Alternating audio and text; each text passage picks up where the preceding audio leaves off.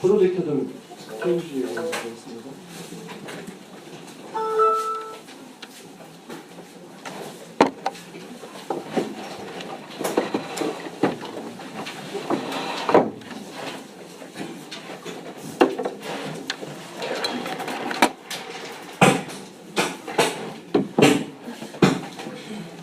지난 가을 운동회 레크리에이션 1등 상품이 나와서 특성화되었습니다.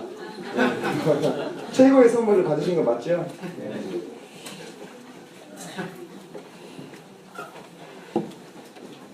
네, 지금 12시 10분이네요. 네, 참고하시기 바랍니다. 제가 1시 10분에 끝내도 넘어간 거 아닙니다.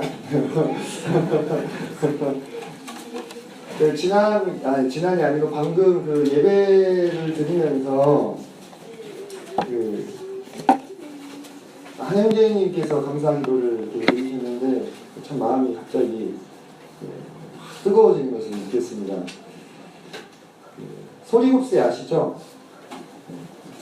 소리곱새가 같은 진동수를 가지고 있는 소리곱새를 모아놓고 하나를 울리면 어떻게 됩니까? 나머지를 다 같이 울리게 됩니다. 그죠? 우리가 같은 성령을 받은 사람들이라 그런 거 봅니다. 그래서 주님 앞에 오늘 드리는 예배가 너무 저에게는 역동적이었습니다. 그 순간에 이미지가 그리고 생명이 넘쳐 흐르는 것을 느끼면서 주님께서 바로 이러한 예배를 받으시기 위해서 그와 같이 십자가에 기꺼이 달리시는 고난을 감수하시지 않았는가 생각이 들었거든요. 그래서 참 감사가 되었고 기독교는 분명히 종교가 아니고 신앙이라는 생각을 다시 하게 됐습니다. 신앙은 형식과 껍데기가 아니잖아요. 본질과 생명이 신앙이죠. 우리가 추구하는 것이 어떤 규칙들을 지키고 그다음에 어떤 모임을 참석하고 이런 동아리의 수준이 아니라 정말 우리도 더듬어 헤아리 알지 못하고 보지 못했지만 반드시 존재하고 있는 그 실존 되시는 하나님과 그분께서 우리에게 보여주신 그 생명을 쫓아서 살아가는 것이 신앙이구나. 다시 한번 그런 것들을 좀 생각하게 되는 시간이었습니다. 서론을 안 하려고 했는데 너무 오늘 예배 시간에 감사가 돼가지고 바로 들어가야 되는데 오늘은 코스모스가 참 예쁘죠? 가을이 지금 짙어가고 있습니다. 오랜만에 비유 시리즈로 다시 돌아왔습니다. 제가 보니까 올해 3월달부터 이렇게 차근차근 해왔던 것 같은데 비유의 난이도에 있어서 최고봉이라고 불리우는 불이한 청지기 비유입니다. 3대 난제가 있습니다. 비유 연구하시는 분들이. 그 중에 하나가 바로 이 불이한 청지기 비유인데 그 공부 많이 하신 분들도 두 손 두 발 다 든다는 비유가 바로 이 비유입니다. 근데 여기는 오늘 이걸 한번 도전을 해보려고 합니다. 제가 미리 겁을 주는 건 아니고요. 그냥 주님께서 시골 촌부도 듣고 깨달을 수 있도록 성경 우리에게 주셨잖아요. 그래서 저는 너무 그 성경 학자들이 학문적으로 접근하다 자기끼리 빠졌다는 생각을 좀 하게 되거든요. 그래서 우리는 바로 그 예수님께서 비유를 들려주시던 앉아 계신 의자의 발치에 앉아서 청종하는 청중의 입장에서 접근을 좀 해보려고 합니다. 누가복음 16장 1절과 8절이 본문인데 같이 읽도록 하겠습니다.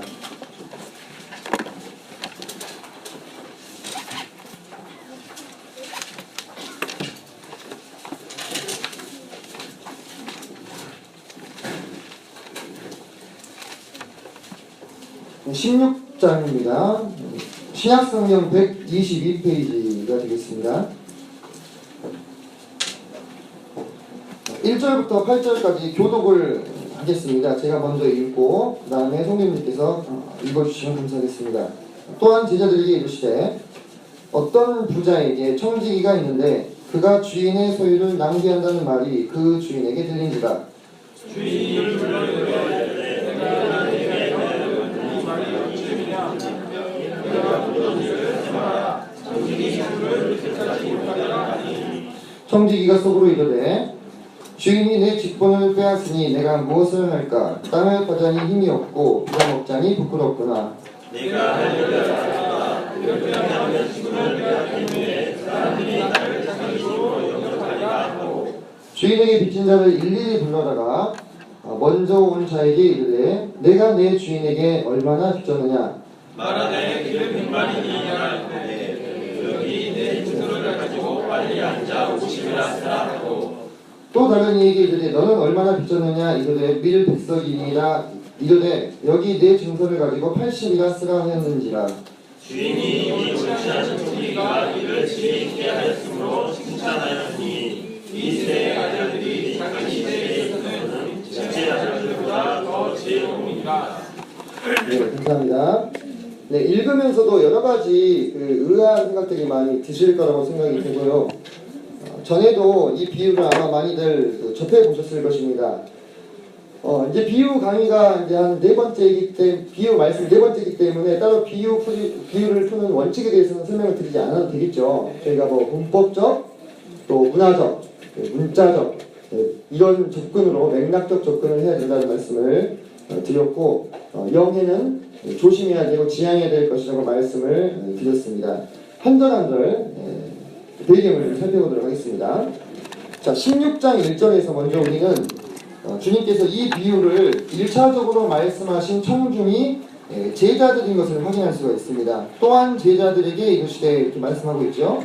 그래서 이 비유는 기본적으로 우리가 믿는 성도들에게 주셨다고 봐도 무방합니다. 물론 이 비유를 통해서 도출된 교훈은 누구에게나 적용이 가능합니다만 주님께서 먼저 이 비유를 1차적으로 제자들에게 이르셨다라고 말씀을 하고 있습니다.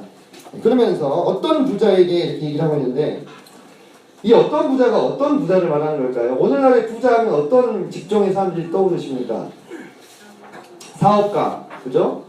기업하는 사람들은 아주 비교할 수 없을 만큼 엄청난 부자잖아요. 몇십조의 재산을 소유하고 있는 그런 사람들이 우리 머릿속에서는 순간적으로 이렇게 떠오릅니다. 하지만 우리는 21세기 대한민국을 살아가고 있고, 이 이야기를 듣던 분들은 1세기 유대지방에서 사시던 분들이에요. 그분들에게 부자라면 누굴 말하는 것이냐면 바로 땅 부자를 말합니다. 땅 부자. 토지를 소유한 사람들이 여기서 말하고 있는 바로 이 부자의 기준이 되었습니다. 우리나라도 옛날에 부자라고 하면 천석군, 만석군 이렇게 불렀잖아요. 그러니까 농경사회를 기반으로 하고 있는 모든 그 사회는 기본적으로 땅이 많은 사람을 부자로 인정하던 그러한 그 풍습이 있습니다. 그리고 나서 청지기가 나옵니다. 청지기. 제가 부자와 청지기의 성격을 명확하게 하고 넘어가고자 하는 이유는 이 부자와 청지기에 대해서 많은 오해가 성경 해석상 있어 왔습니다. 어떤 사람들은 이들을 고리대금업자로 보기도 합니다. 고리대금업자.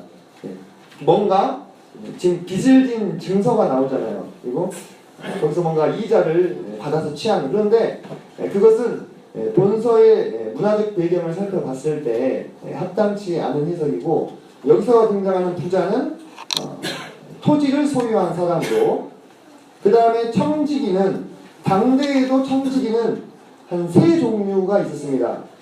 제가 저번에 한번 종의 종류에 대해서 한번 설명을 드렸었죠. 그때 헬라어로 둘로스라고 불렀는데, 여기서 나온 청지기는 그런 종이 아닙니다. 이 토지를 소유한 부자의 집에서 먹고 들어가는 종이 아니라 고용된 사람이에요.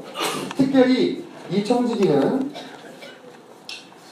어떤 사람으로 분류할 수 있냐면, 이 주인의 부동산을 총괄해서 관리해주는 부동산 대리인이다, 이렇게 볼 수 있습니다.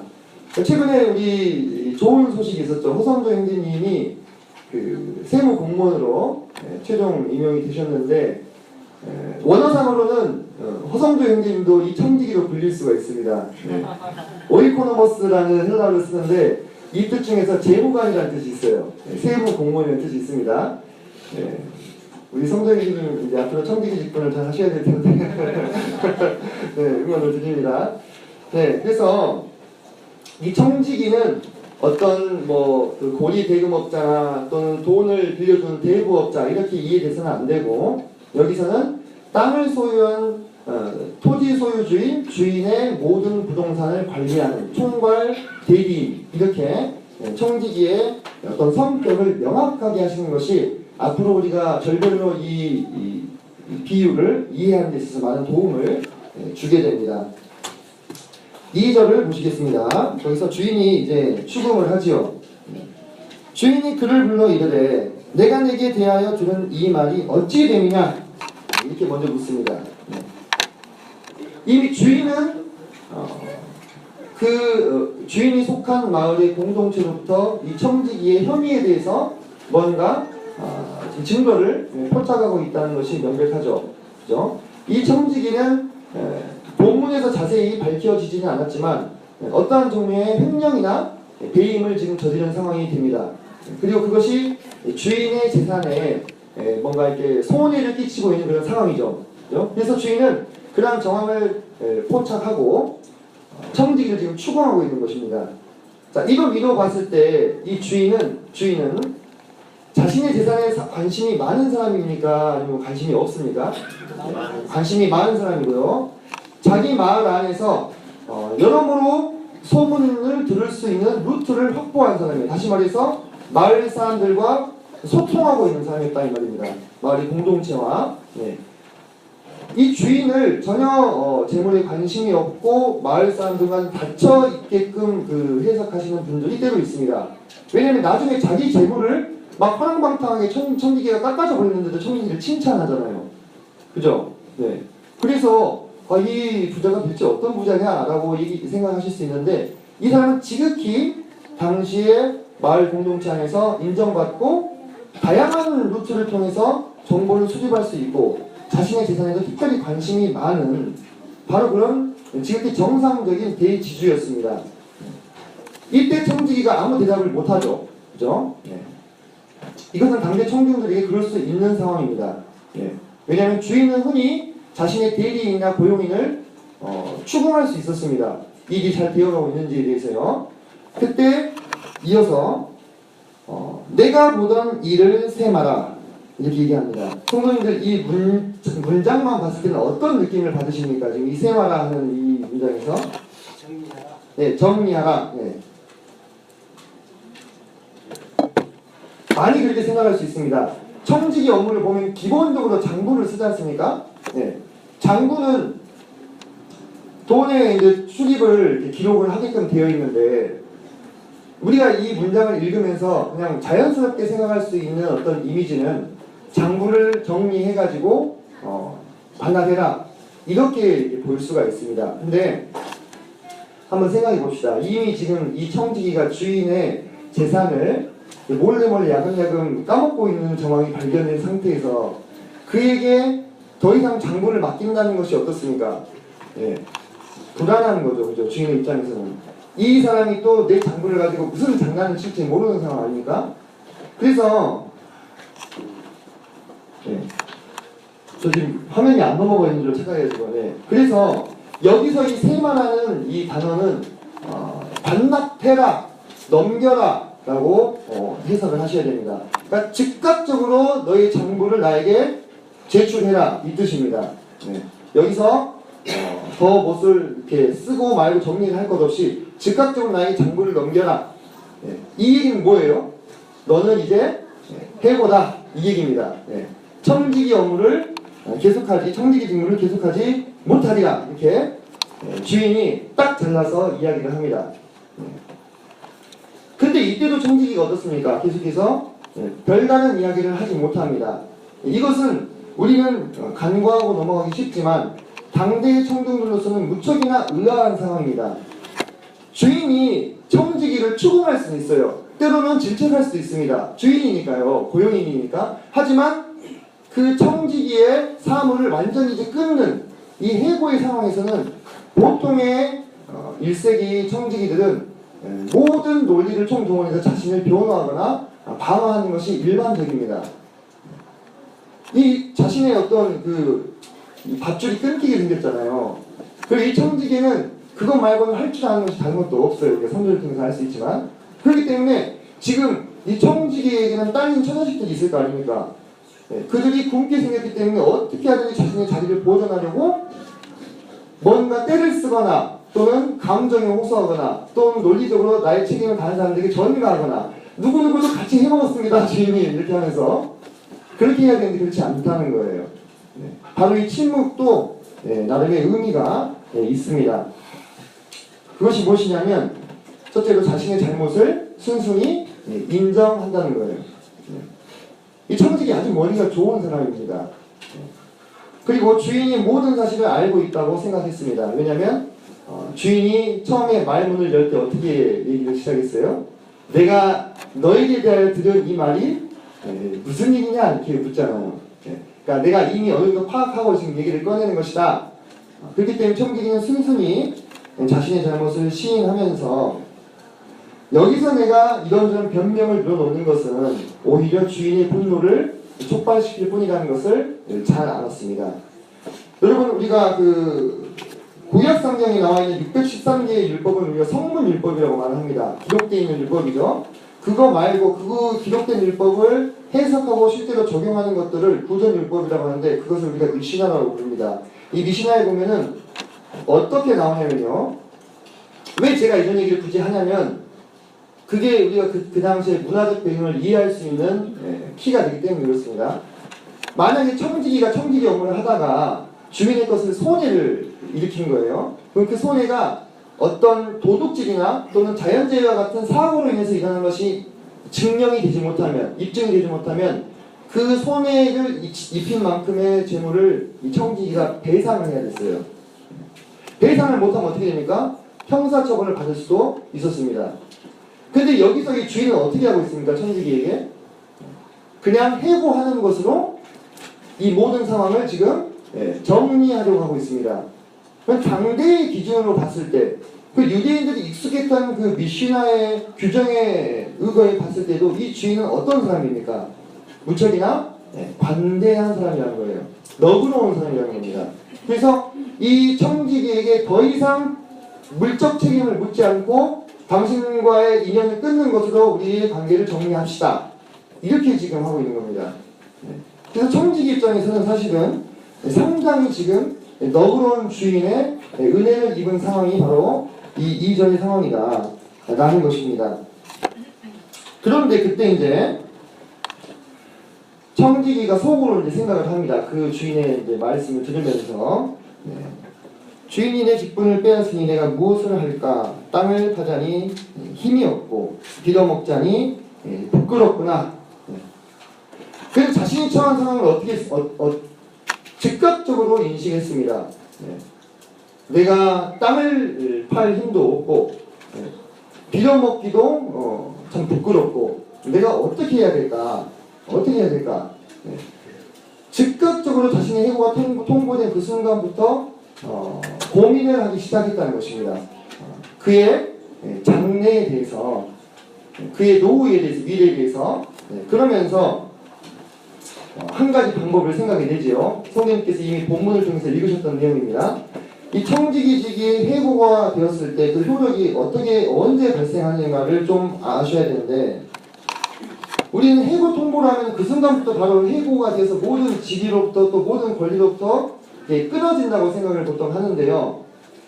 이때 당시에 그 효력은 청지기가 해고됐다는 사실이 마을 공동체에 소문이 났을 때, 그래서 아까 제가 그 주인이 토지 소유주라고 했죠. 토지 소유주면 그 토지를 임대해 준 사람도 있을 거 아닙니까? 임차인들.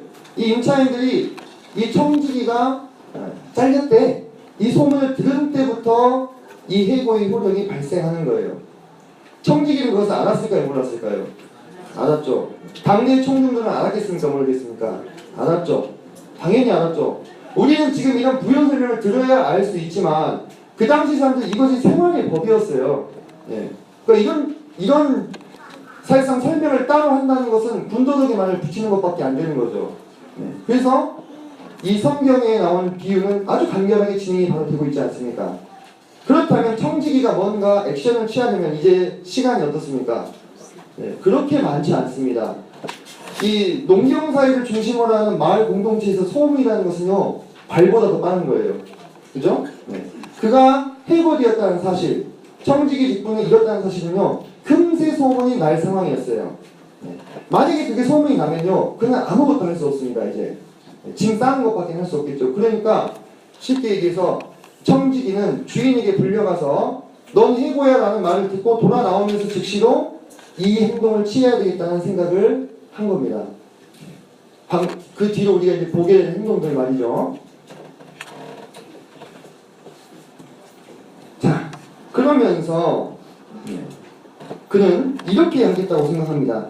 내가 할 일은 알았도다. 4절에 이렇게 하면 직분을 빼앗긴 후에 사람들이 나를 자기 집으로 영접하리라 하고, 이렇게 하면이 뭔지 우리 알죠? 뒤에서 읽었지 않습니까? 네.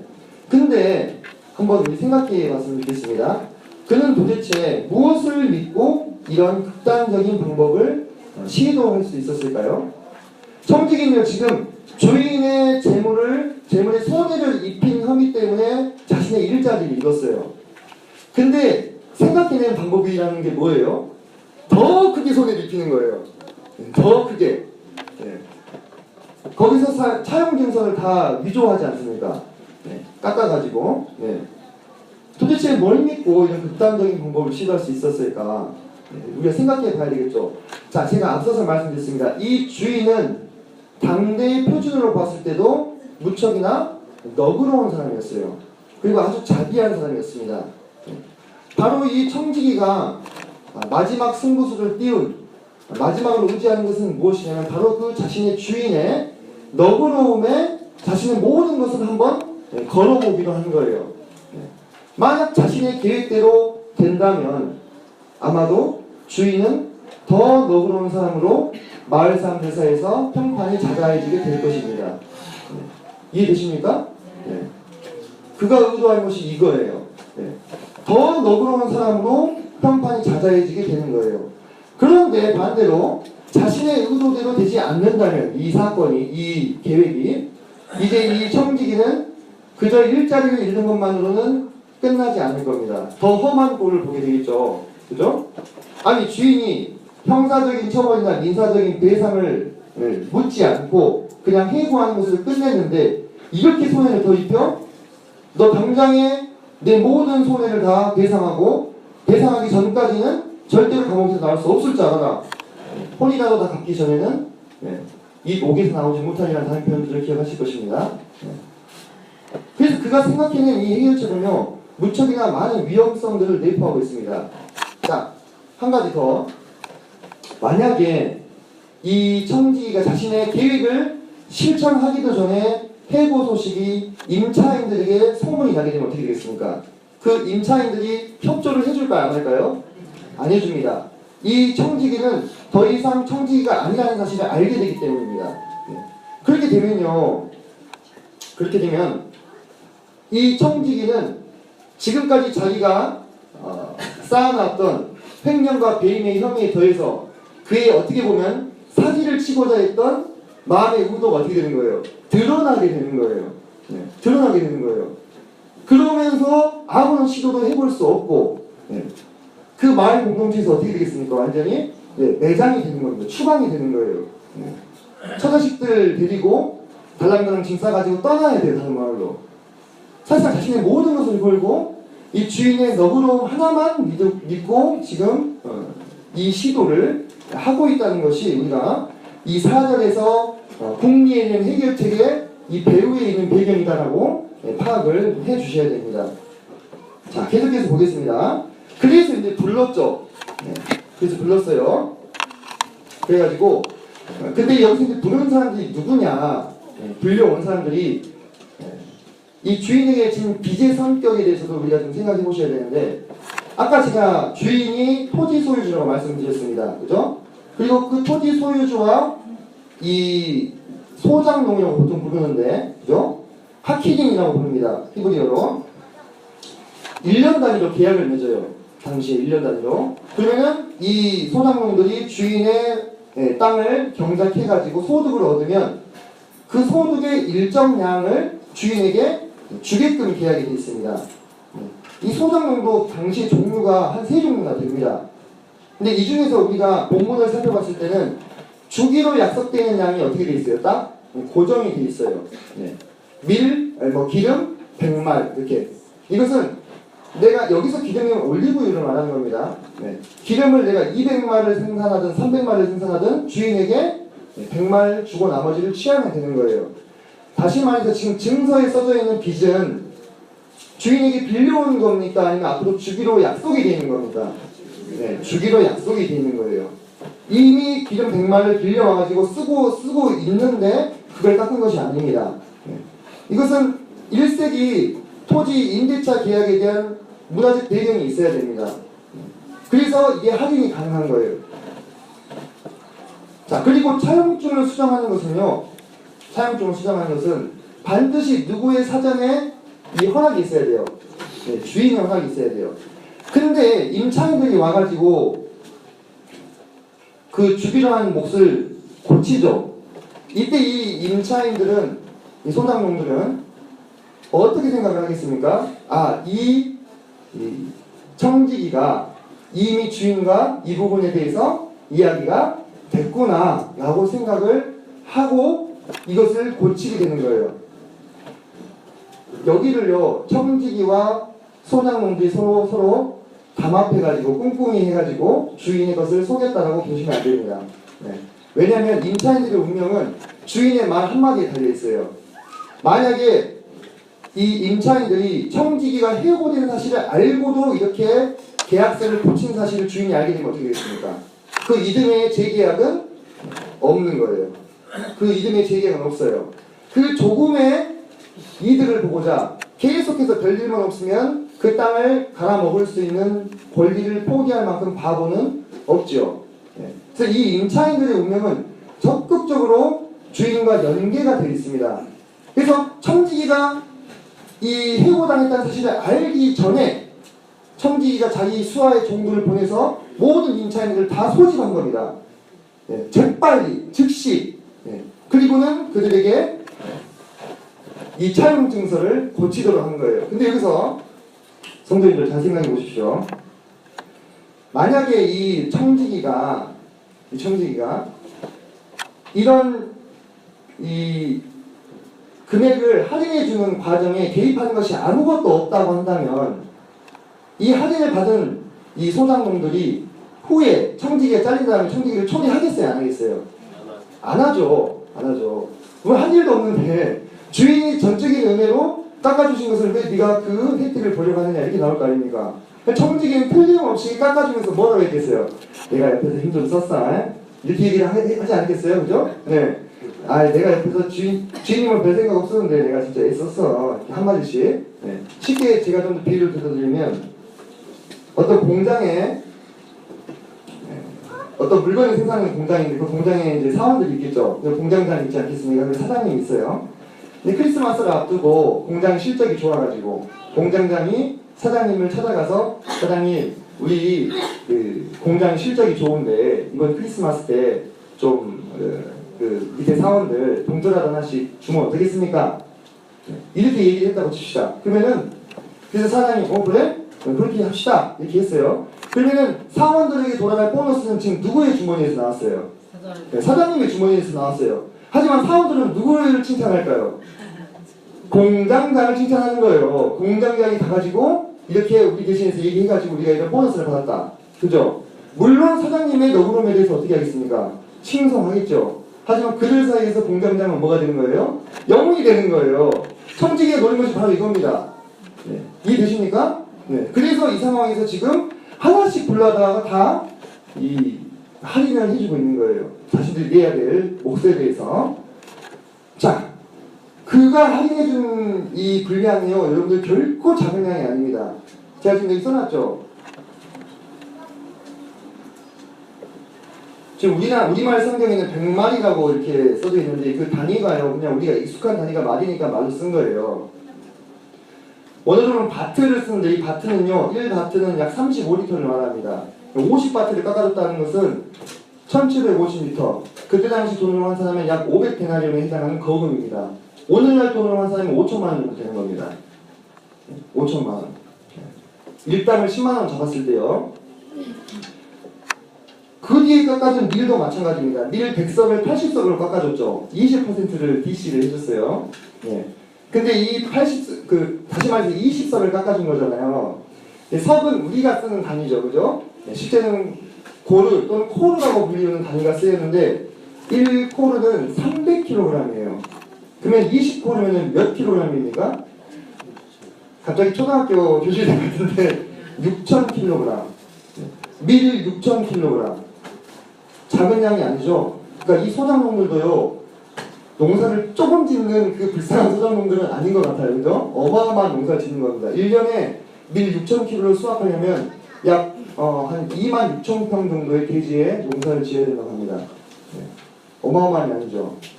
그러니까 이거는요 거의 평범한 농부의 거의 2년치 수입을 깎아준 거예요. 근데 보십시오. 죄송합니다. 한 병만, 저희 걸리는 얘기 갖다 주시면. 한 병만 깎아준 게 아니고 그 주인과 관계가 되어 있는 모든 사람들을 다 어떻게 했습니까? 다 불러서 이렇게 깎아준 거예요. 지금 왜 앞사람은 50% 깎아주고 뒤에 사람은 20% 깎아주지 이렇게 이런 의문이 있을 수 있는데요. 실제 총 가치로 환산하면요 비슷해요. 네. 밀 20고루도 한 500데나리온 정도 됩니다. 당시에 시세로는. 그러니까 이 청지기가 대충 재가지고 비슷비슷하게 다 깎아준 거예요. 한 2년치 봉급씩을. 그러면 10명만 깎아주면 몇 년입니까? 20년. 네. 넉넉하게 노후가 보장이 되겠죠. 네, 노후가 보장이 되는 겁니다. 이걸로.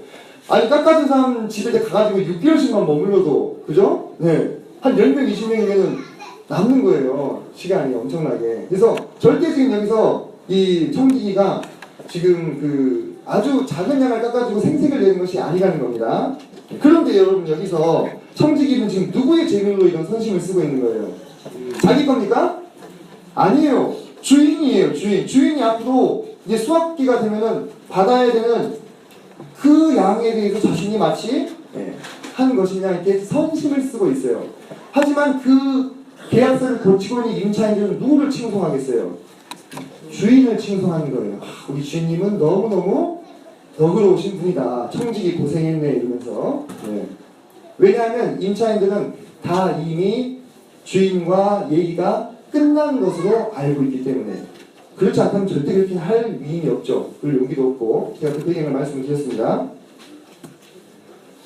자, 아주 논란의 중심이 되는 8절입니다. 실은 이 비유가요. 7절까지는요. 괜찮아요. 네, 7절까지는 이해되잖아요. 그죠? 8절에서 실은 이렇게 돼야 돼요. 그 주인이 이 불의한 청지기를 데려다가 네가 어찌하여 나에게 이와 같이 행하였나 하고 네가 홀이라도 다 갖기 전에는 결단코 나오지 못하리라 하고 감옥에 가두었더라. 이랬으면은 이 불의한 청지기 비유는 아주 이해하기 쉬운 비유가 됩니다. 그러면서 아주 교훈도 자연스럽게 나옵니다. 아, 우리가 불의하게 행하지 말고 선하고 의를 행하는 삶을 살아야 된다. 이렇게 뭐 자연스럽게 흘러갈 것인데 신기한 것은 여기서 주인이 이 청지기를 칭찬했어요. 그것도 이를 지혜 있게 하였다. 이래서 여기서 많은 사람들이 패닉에 빠지는 겁니다. 자, 이 모든 상황들이 다 진행이 됐습니다. 자, 주인이 이제 이 사실을 알게 됐겠죠. 그죠? 주인이 선택할 수 있는 선택지는 딱 두 가지가 있겠죠. 1번은 뭡니까? 제가 아까 얘기했던 대로 그 불의한 청지기를 잡아다가 감옥에 가두고 위조된 문서는 어떻게 하는 거예요? 다 도로 원상복귀 시키는 거예요. 그게 주인이 선택할 수 있는 1번의 선택지입니다. 자, 2번은 소작농들이 너그러운 주인이라고 자신에게 돌아온 찬사를 받으면서 그들 사이에서 영웅이 되어 있는 청지기의 청지기 직무를 존속시켜 주는 것. 이 두 가지 선택지밖에 없습니다. 1번을 선택하면 어떻게 되겠어요? 주인은 쉽게 얘기하면 아이한테 사탕을 줬다 뺏는 격이 되는 거예요. 이해되시죠? 아이들한테 사탕 하나 먹어라 하고 줬다가 딱 뺏으면 어떻게 됩니까? 안주님만 못한 거 되죠? 그죠? 이미 소장농들은 너무 너그러운 주인의 은혜에 감동하고 있었어요. 근데 그거 청지기가 사기친 거야. 니네 다 다시 이리 와. 다시 돌았어. 그럼 어떻게 되겠습니까? 아니 뭐하러 이런 일을 일으켜가지고 모든 불평을 누가 받는 거예요? 주인이 받고 주인을 인색한 사람이 되고 쪼잔한 사람이 되는 거예요. 근데 이게요, 이 인식차라는 게 아주 이게 큽니다. 잘 보십시오.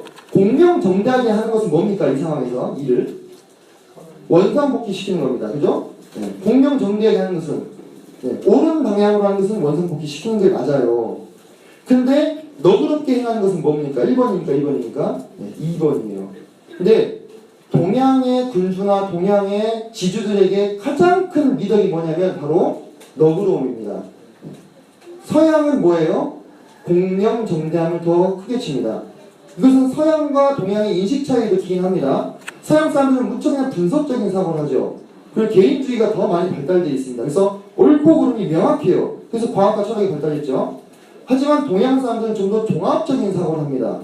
모든 일에는 연결되어 있는 것들을 같이 생각해야 된다는 거예요. 그래서 의보다 뭘 더 앞세웠어요? 인을 앞세웠잖아요. 인, 의, 예, 지라고 하지 않았습니까? 우리 조상들이.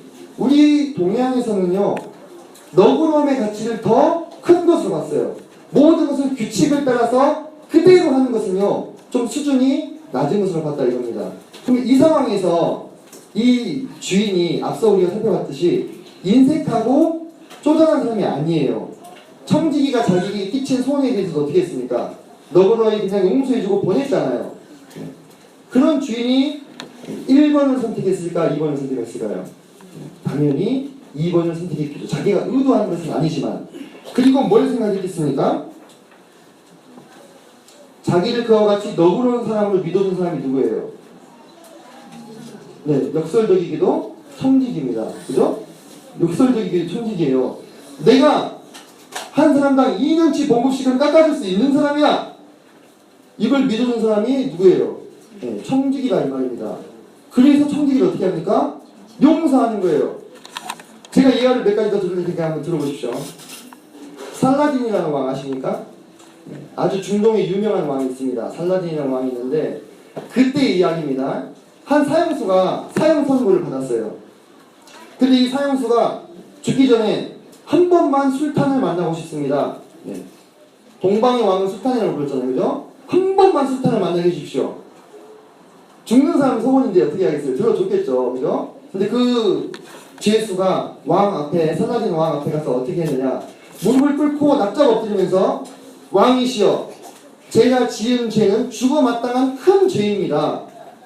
하지만 왕의 너그러움은 저의 죄보다 더 큽니다. 이렇게 얘기를 한 거예요. 그 사람이 어떻게 했을까요? 그 사람이 살았습니다. 네, 살았어요. 참 말을 잘했는지 아니면 진짜로 왕을 믿었는지 모르겠지만 그 사형수는 자기 죄보다도 더 당신의 너그러우심은 크십니다라고 인정해드린 거예요. 이때 동방의 고귀한 군주들은 어떻게 행동해야 되는지를 압니다. 어떻게 해야 됩니까? 용서해 주는 거예요. 그러면서 그는 그와 같이 너그러운 사람이 되는 거예요. 네. 이해되십니까? 여기서 서양 같으면요, 뭔 소리가 하고 있어? 바로 가서 목을 치거나 이렇게 되는 겁니다. 그죠? 사형을 저질렀으니까 법에 따라서 마땅히 죽어야 되잖아요. 네. 그래서 이 구절이 그렇게 오랜 세월 동안 많은 성도들에게 이해가 안 된 거예요.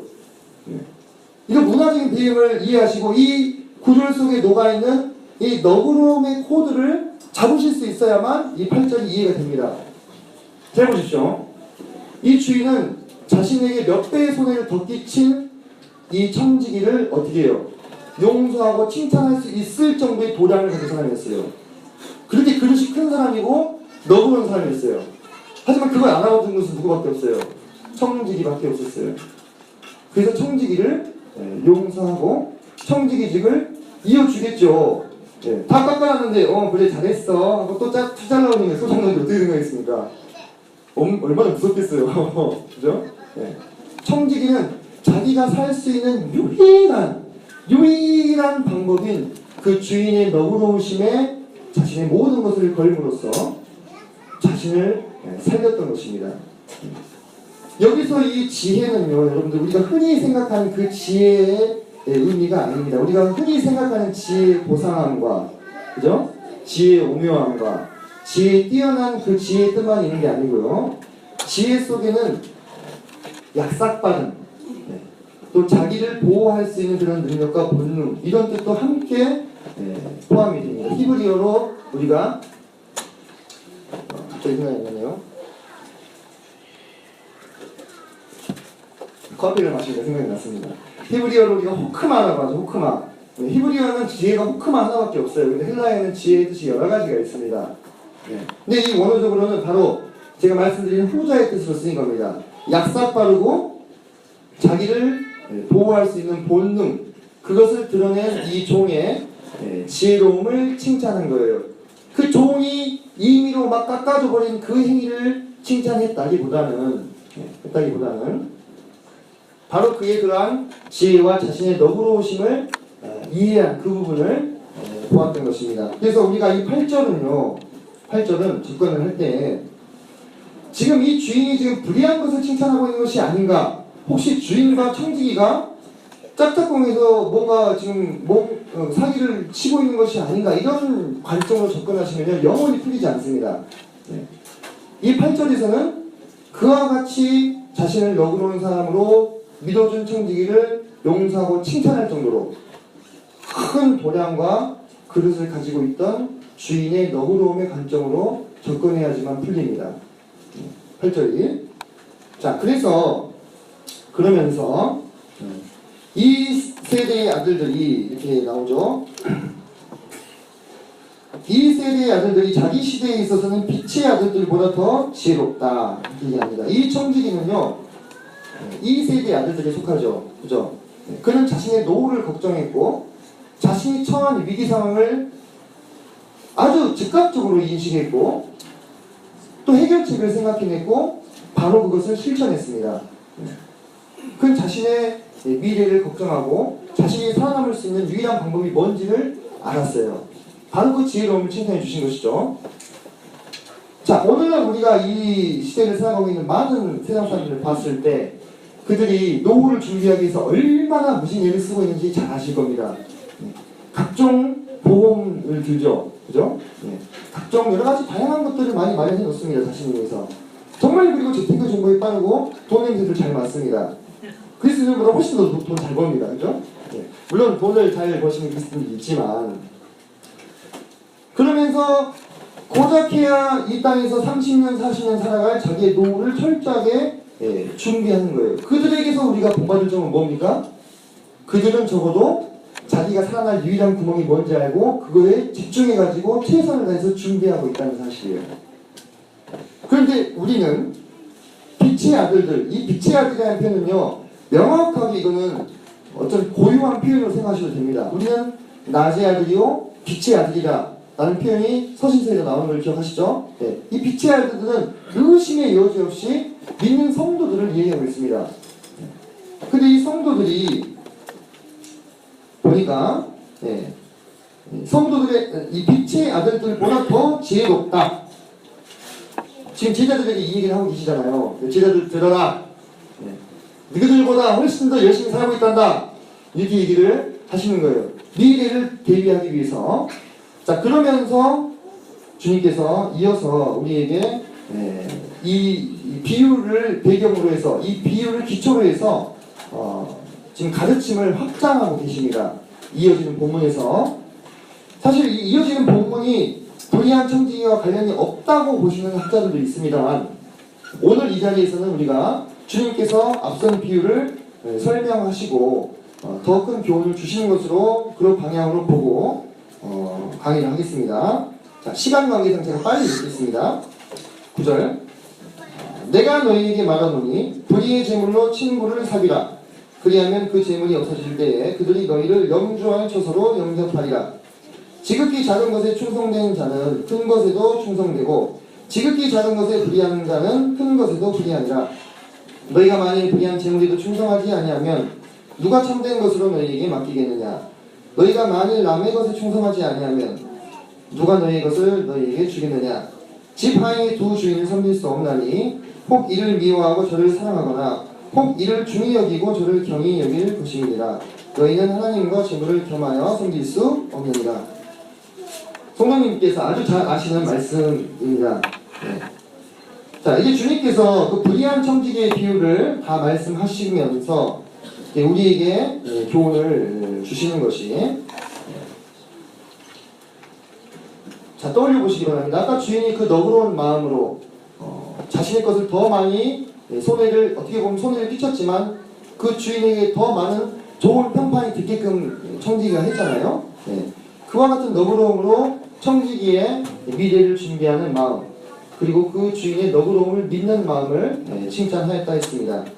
자, 이때 주님께서 이제 랍비들의 교수법이 있는데 저급한 것에서 위대한 것으로 이야기하는 겁니다. 예를 들면 이런 겁니다.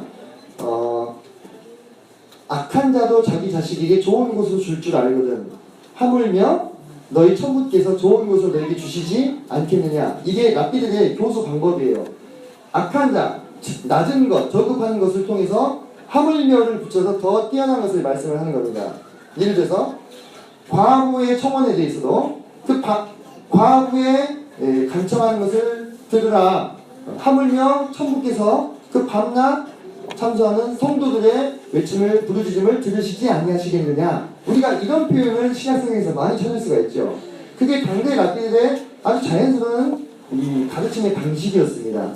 지금 여기서 주님께서는 이 앞선 불의한 청지기의 비유를 통해서 무엇을 말씀하고자 하시냐면, 자, 불의한 청지기를 보라. 그 불의한 청지기가 자기 주인의 재물을 갖고도 자신의 남은 노후를 위해서 이렇게 애쓰고 준비한다면, 하물며 주님을 믿는 우리는 주님이 우리에게 맡기신 것을 가지고 얼마나 더 영원한 삶을 준비하는 삶을 살아야 되겠느냐. 이해되십니까? 네. 이번에도 낮은 것으로부터 높은 것으로 올라가죠. 그죠? 네. 이 불의한 청지기였어요. 주인의 것을 자기 마음대로 막 하잖아요. 그게 너그러우신 의지에 있다 할지라도 자칫 잘못하면 철장 신세가 될 수도 있는 그런 사람입니다. 사실상 오늘날로 치면은 여지없이 이건 감옥행위예요.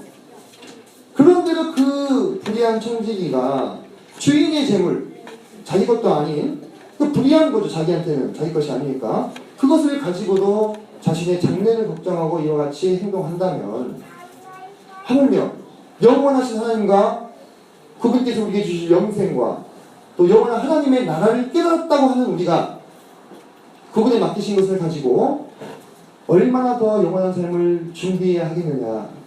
이 이야기를 주님께서 우리에게 하고 계신다고 생각이 됩니다.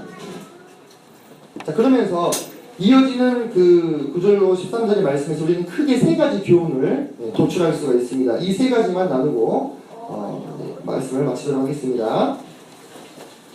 자, 첫째로 9절에 보면 주님께서 내가 너희에게 말하는 이 내가라는 대명사는 의심의 여지 없이 주님을 말씀하고 계시는 거죠. 네. 불의의 재물로 친구를 사귀라. 이렇게 있습니다. 네. 자, 불의의 재물이라 표현하는 것이 왜 그럴까? 여러모로 생각해 봤을 때 뒤에서도 얘기하겠지만 우리가 맡은 것은, 우리가 소유하는 것은 다 누구의 것입니까? 실은 네, 우리 주인의 것이에요. 우리 주인의 것. 심지어는 나 자신도 내 것이 아니죠. 성도들의 재물에 한해서만 그런 것입니까? 그렇지 않습니다. 믿지 않는 자들에 대해서도 그들이 소유한 것과 그들의 몸과 그들의 영혼조차도 다 누구의 것입니까? 실은 하나님의 것이에요. 근데 하나님의 의도대로 쓰지 않고 있을 뿐이죠. 마치 주인의 재물을 주인의 의도대로 쓰지 않고 있었던 그 청지기처럼. 그래서 그 불의의 재물로 친구를 사귀어라. 근데 그 친구들이 영원한 초에서 우리를 영접할 것이다. 이렇게 얘기하고 있습니다. 또 주님께서 우리에게 맡기신 이 재물들을 가지고 우리가 무엇에 써야 할 것인가. 우리가 이 재물의 소유권에 대한 인식에 있어서 성경이 지향하고 있는 방향에 우리의 방향을 맞추기 위해서는요, 이런 말씀들이 우리 마음까지 실은 박혀야 됩니다. 우리가 쉽게 이렇게 생각합니다. 저도 마찬가지입니다. 내 통장에 들어있는 돈은 누구 돈이에요? 내 돈이에요. 그죠? 남의 통장에 있는 돈까지 내 돈을 생각 안 하는 것이 다행이죠. 그죠? 그렇게 생각하는 분들도 얼마나 많습니까? 내 돈도 내 돈, 네 돈도 내 돈, 나라 돈도 내 돈, 다 해가지고 다 해 주시는 분들 많이 경험하셨죠? 그렇게는 아닌데, 그래도 네 지갑에 들어있는 이 돈 내 거잖아. 이거 내 맘대로 할 수 있는 거잖아. 이렇게 생각하시잖아요. 그게 우리 상식의 범위에서는 위반되는 것이 아니죠. 하지만 하나님의 관점에서 보았을 때, 주인의 관점에서 보셨을 때는 주님께서 우리에게 그분의 물질을 맡기셨다고 봐야 됩니다. 그리고 그것을 가지고 친구를 사귀어라. 하나님의 나라의 일을 해야 하는 것입니다.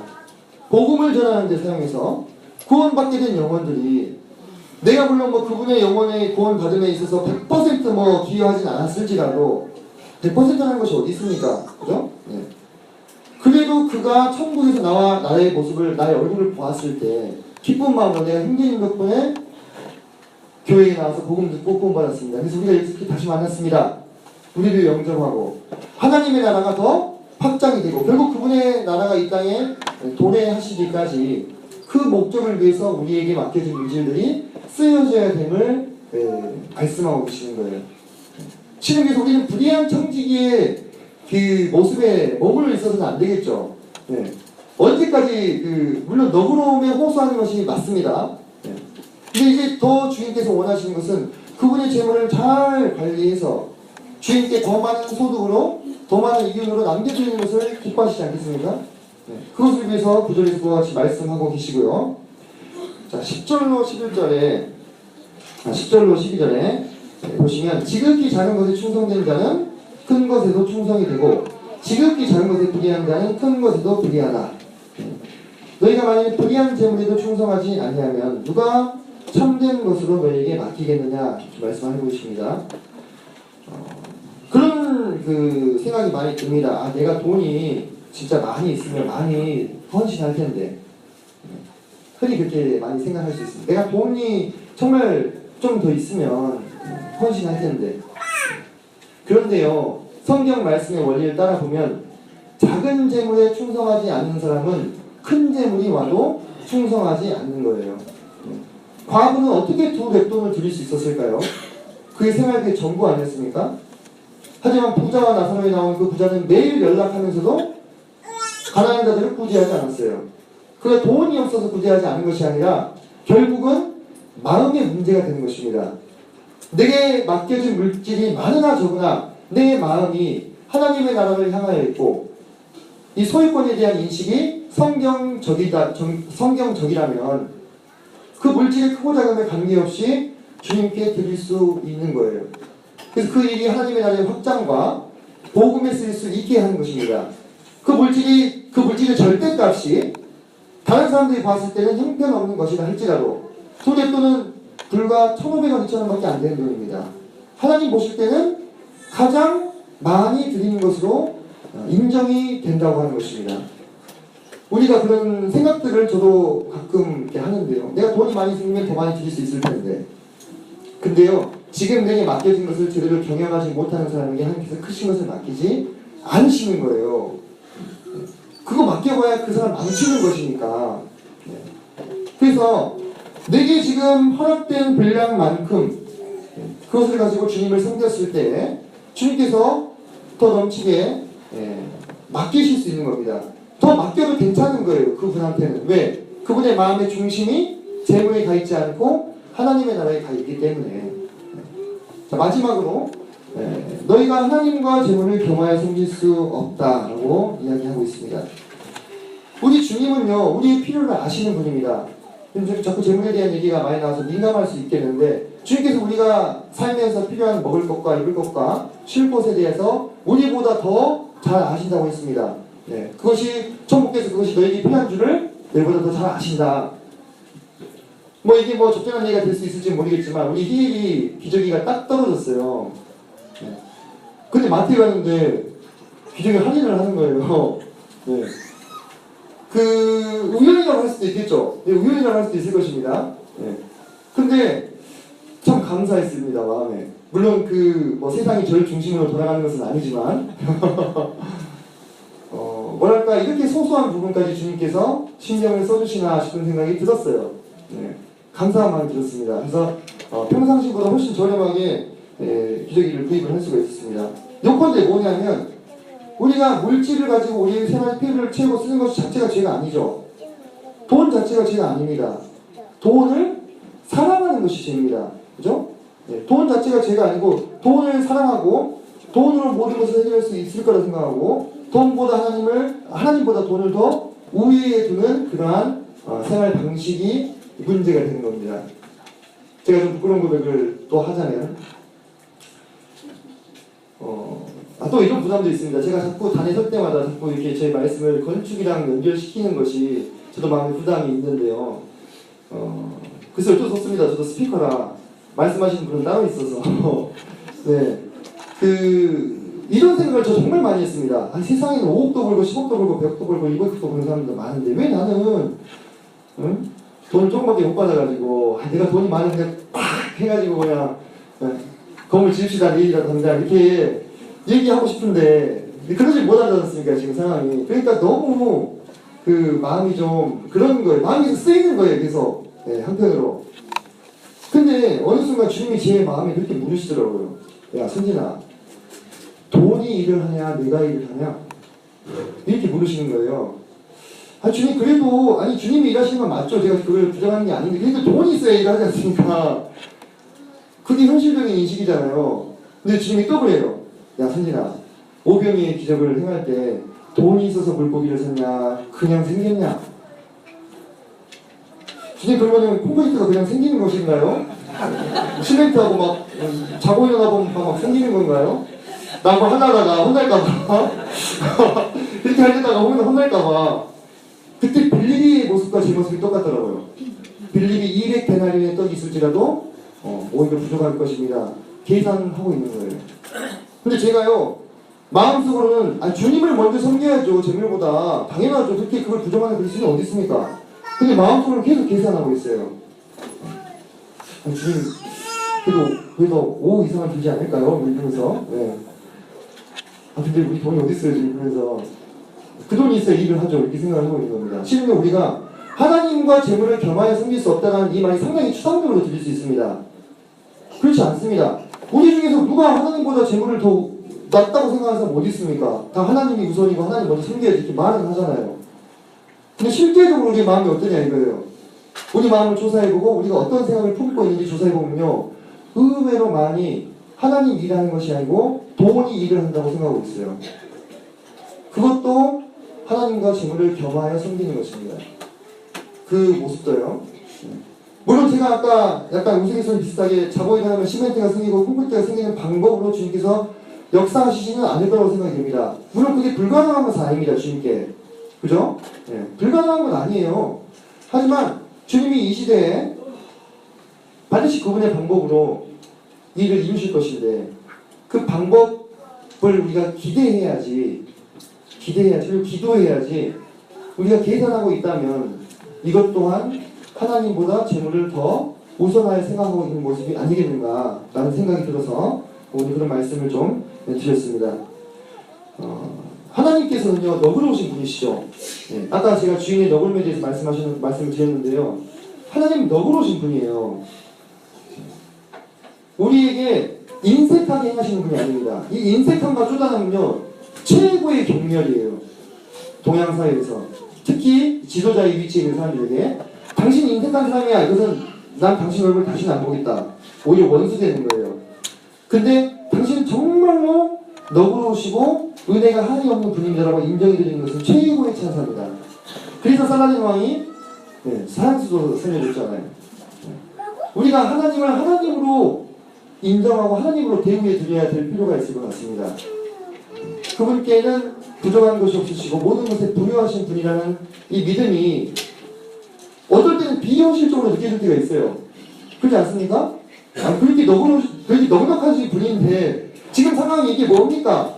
이렇게 우리가 따질 수도 있습니다. 그러나 그럴지라도 우리는 마음 가운데 그분을 믿어야 됩니다. 만약에 우리가 계산기만 저지르고 있다고 한다면 우리가 은행과 다른 것이 뭡니까? 제가 서두에 말씀드렸죠. 우리 기독교는 종교가 아니라 신앙입니다. 우리 안에서 살아서 역동하는 그 하나님의 생명으로 사는 거예요. 그러기 위해서는 우리는 우리의 인식 범위 안에서 가능한 것만 꿈꿔서는 안 되는 거예요. 저도 그 믿음에 미치지 못합니다만, 지금 제가 무슨 말을 다 지금 하고 있는지도 모르겠지만 주님께서 하라고 하시니까 하는데, 저희 이렇게 얘기하고 집에 가면 엄청 괴로워합니다. 나도 못하면서 이러면서. 네. 그런데 여러분 이 믿지 않는 사람 중에 체게바라라고 하는 사람이 있습니다. 아시죠? 네.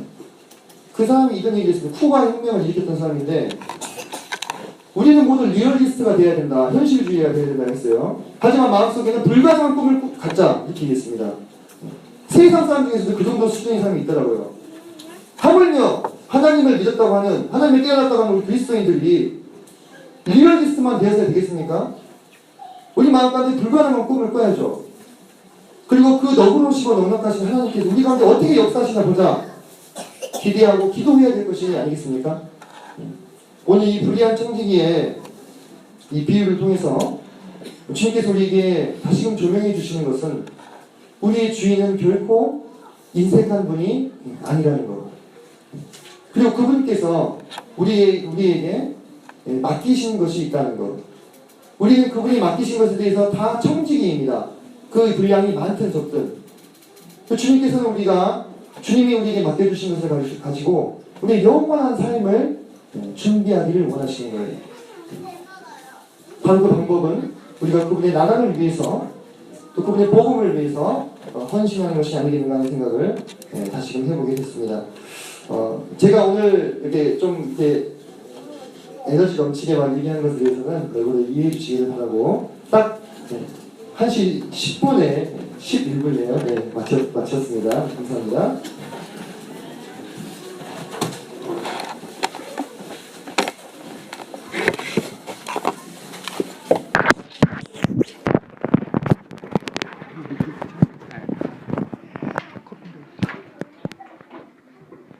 우리 찬송 하나 부르시고